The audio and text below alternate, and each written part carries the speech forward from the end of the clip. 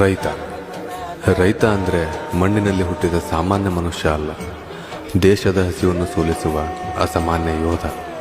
ಅವನ ಕಾಲಿಗೆ ಮಣ್ಣು ಅಂಟಿರಬಹುದು, ಆದರೆ ಅವನ ಕನಸು ಆಕಾಶಕ್ಕಿಂತ ದೊಡ್ಡದು.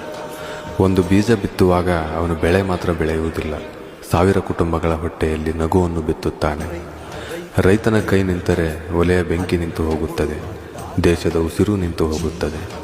ನೆನಪಿರಲಿ, ರೈತ ಉಳಿದರೆ ದೇಶ ಉಳಿಯುತ್ತದೆ, ರೈತ ಗೆದ್ದರೆ ಬದುಕು ಗೆಲ್ಲುತ್ತದೆ. ರೈತನ ಬೆವರು ಒಣಗದಿರಲಿ, ನಮ್ಮ ತಟ್ಟೆ ಖಾಲಿಯಾಗದಿರಲಿ. ರೈತನ ತೋಳಿಗೆ ಕೊಡೋ ಜೀವ.